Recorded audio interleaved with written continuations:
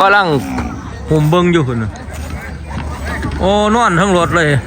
นี่พี่น้องโอ้หางเนตรบ่หัวหางเนตรคือแกมั่งสันบัดนี่มันจะบ่ได้ปาดข้าหันบ่ขาหลอกแล้วมันเนาะโอ้มันฆ่าขาดิบัดนี่มันมาแบบใดนี่เนาะปวดขาก็เด้อเนาะมันเป็นยังไงขามันคือของโอ้เสือกของขามันพี่น้องเสือกของขามันเวียดกระทาเอาอยู่สายนี่เวียดมักนี่โอ้ใส่เสือกดึงขาออกมันลงผิดทามั้งมันบ่ได้เป็นโรคเป็นไข้ยังดอกแต่ว่ามันลงผิดทาซื่อเวียดทาเอาเวียดเสียวอยู่พอตัวใหญ่อยู่เวียดแน่เบิ่งแล้วมันลงผิดทาซื่อมันขาของเสือกบ่แม่นว่ามันเป็นยังดอกพี่น้องปวดขาหลังแน่นั่นน่ะขี้ออกแล้วนั่นโอ้ยตายซื่อๆบัดขี้แปดออกแล้วขาเวียดจับขาหนาออกขาตัวข้างหน้านั่นละขานั่นละปดเวียดปดขาหลังก้อนขาขัดแหมคือคนนี่แล้วเนาะเอาขาออกก้อนหันเอาขาออกเลยมันก็ได้ดอก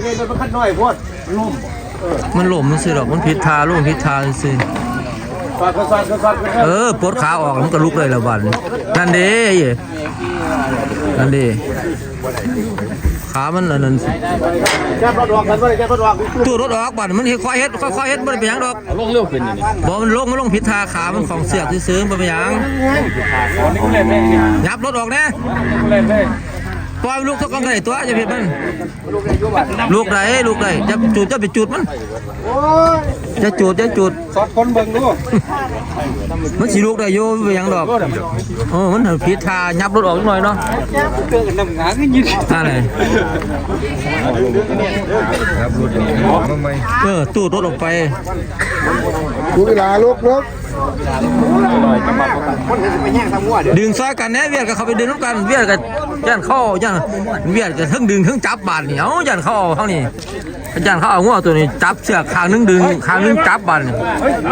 ไก่มาได้บ้าน1 2 3พ่อมันห้องแล้วพ่อปล่อยโอ้บักใหญ่หนึ่งได้การเวียดเอาจับไปเลยจับปล่อยเรียบร้อย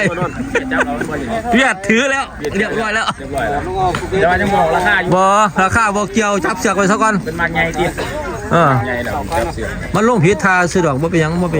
เอาเลยเวียดเอาเลยมันก็สิราคามันก็สิลงในยังน้อยนะเพราะมันลงผิดทาเขาขายลงนี่เวียดยังจองอยู่นี่อย่าไปญาติเวียดเด้อเวียดจับไปเด้อคนไทยถอยออกปล่อยให้เวียดสู้ปล่อยเวียดจับก่อนมึงบอกรถของแท้รถอันเวียดมาซื้อคนไทยแห่งประกาศเลยอันเวียดถอยคนไทยแห่งจะตกไก่ละปล่อยเบิ่งคักเป็นเนี่ย12บ่ขายเดิม12บ่ขายเด้อสิ12มือจำลองแล้วโอ้ย12ก็ตัวบักใหญ่ละ12เอามันลงรถได้มันลงผิดทาได้เห็นได้อันลงทาดีจะได้ราคาดีอยู่ลงผิดทาก็ให้12ว่าซั่น12แล้วว่าซั่นที่ขาวใหญ่อยู่ได้12นั่นบ่เป็นตัวเลขเด้มันลงผิดทาเด้เอาหดย่ำซื้อไปสูงบ่ทั้งเที่ยวมันไปเก็บขิงเอง12หาย12หาย13ล่ะ13แล้วจ่อเขาไปเอาตัวนี้2,000เลย2,000รถอะไรนี่2,000เขา2,000ขึ้นรถเด้อ2โมเมนต์2,000ขึ้นรถเอาไปเลยจูงไป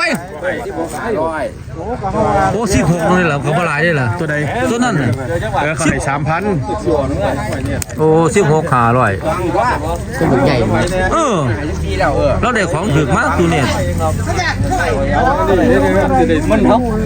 นี่500โอ้ยังมี500ตัวนี้ได้ป่ะนี่ตัวนี้10 500ที่ดอกตัวนี้เท่าไหร่นี่ฮะตัวนี้เท่าไหร่นี่ตัวนี้2,000 2,000รุ่นจะไปรุ่น 2,000เอาไปขึ้นรถไปเลย 2,000 ตัวนี้บอกขายตัวนี้เดี๋ยว อ้าวคนไทยก็ไปแทรกมันอ๋อคนไทยเบียดถอยออกเบียดถอยออกเขาบ่เอานั่นคนไทยซื้อ มอง1ปีจะกระดุมไปหาจุด เท่าไหร่ขายเลย16 16อันนี้ห่างโจ้เสียวเด้อบาทเรียบร้อยเด้อบาท เสียคือ เท่าไหร่ จับ ขาย แล้ เล วย เอามือเสียโจ้เราออกบ่ได้เด้อบาทนี่ เสียคือจับแล้วมาดิครับ ขายเนื้อเด้เสียโจ้ เสียตัวอันคือแล้ว เท่าไหร่ขายเลยซื้อมาแล้วเท่าไหร่ทำได้14บ่ให้14 แพงแข็งว่าก็บอกไง ไปแพงมันแพงเลยก็แพงไม่หรอ ปันนี่บัตรปันนี่กอหาปัญหาไปตูงใหญ่ตัวเนี่ย เพิ่นให้4,500 มันแพงไงแพงแล้ว แล้วเพิ่นว่าแพงกันแล้วว่า สิปัญหาเด้อ ให้น้องเรียน้ำเนี่ยให้น้องเรียน้ำเนี่ย พกเอาเสือกดึงเอาเดี๋ยวนี้แกปล่อยเสือกเนี่ยดึงเอา สิปัญหาเด้อบอกแพงกันเอาบ่ได้รู้ดีนะ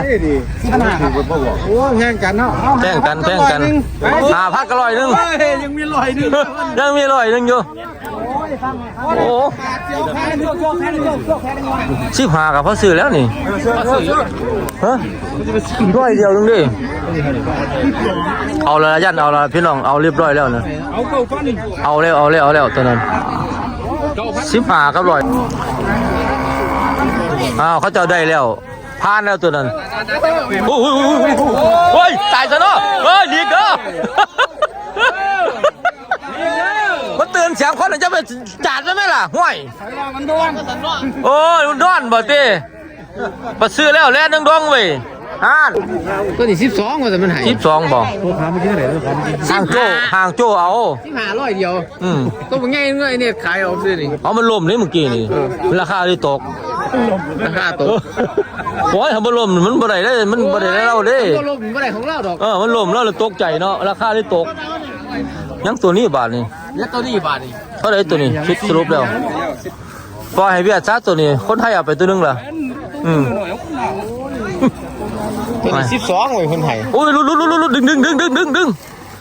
ดึงไปดิ2คนยังบ่อยู่มันแห้ง